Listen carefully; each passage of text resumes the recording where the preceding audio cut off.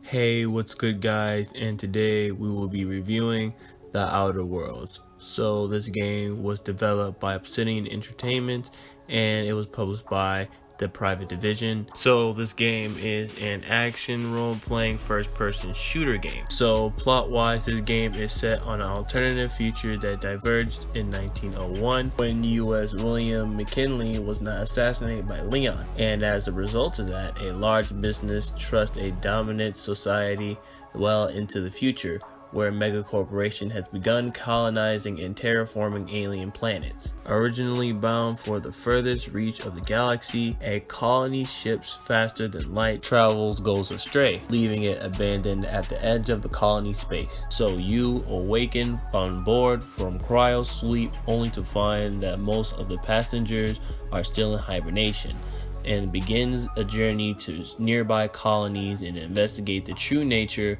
of the corporations. So whatever you want to do is completely up to you, and it's your choice to choose whatever you want to do in this story. And it, in my honest opinion, is probably like one of the most strongest things about this game. Of course, you can make numerous dialogue decisions that can influence the game's branching story with numerous NPCs, and it doesn't break immersion at all, and literally it is really fun. Each NPC is different, and I actually like about it. It is a rare occasion where you will be able to flirt with someone's old ass auntie. Exception for you if I could, my little cherub. Is there anyone else needing a special pickup from Auntie Abigail?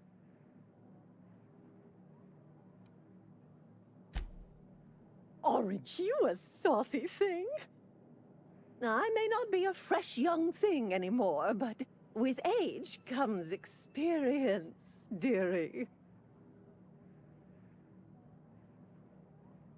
Much as I'd love to, my rheumatism is especially fierce at the moment, and I'm all out of my medicine. But I'd hate to send you away empty-handed. You were here for Caffeinoid, weren't you? Who's it for? Now, there's no keeping secrets from Auntie Abigail. I'll tease it out of you one way or another. Furthermore, strictly playing for the story is literally fun and interesting at the same time. So in combat situations, you can use various weapon types such as melee and firearms, which have 3 ammo types: light, heavy, and energy. These weapons can be customized to add elemental damage, and of course you can use stealth and social skills to avoid combat altogether. But the problem with this game is, with me, the stealth system is just hot garbage. Like, it's just one hit and you're just instantly noticed. And I'm not gonna lie, the stealth system is not as bad as I intended to be, but it is really bad. And graphically, I felt like it was literally false advertised, because graphically the game is just average at this case. And to add to that is constant loading screens to each world. It, to me, in my case with the loading screens, it kind of breaks the interest of literally going, you know, continuing through the story. But I had no problem with that in my case, but to a person that literally can't stand them, it might. And before I forget, customizing your character is literally great in my case. I had no problem with customizing my own character. You could create male or female, and I was surprised to say that it was really good.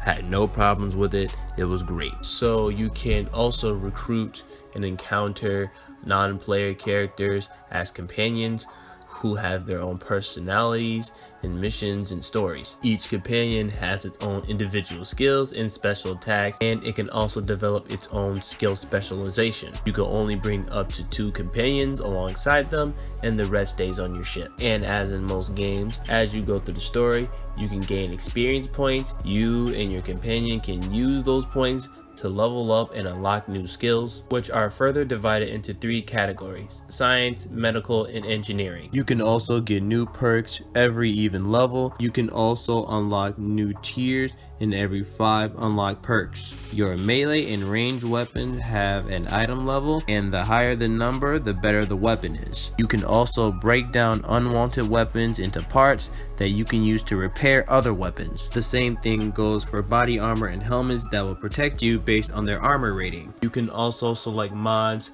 on your weapon or armor, but once you put the mod on there, it cannot be removed, so be warned. But for the most part, as like most people have been telling me, it's technically like Fallout in space. So I think I covered mostly everything, so I guess that we can hop on to the overview. In the positive side of things, I definitely love the plot in the game.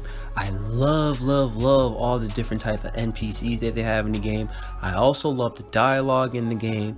Gameplay is about average, but it's fine. I love most of the skill trees and perks in the game, and I love the character customization. It's okay. And on the negative side of things, the stealth system is just hot trash.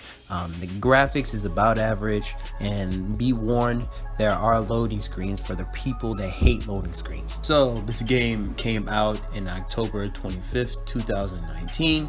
It should be on most platforms, so PlayStation 4, Xbox One, PC, and Nintendo Switch. And the game digitally is $60, so $59.99.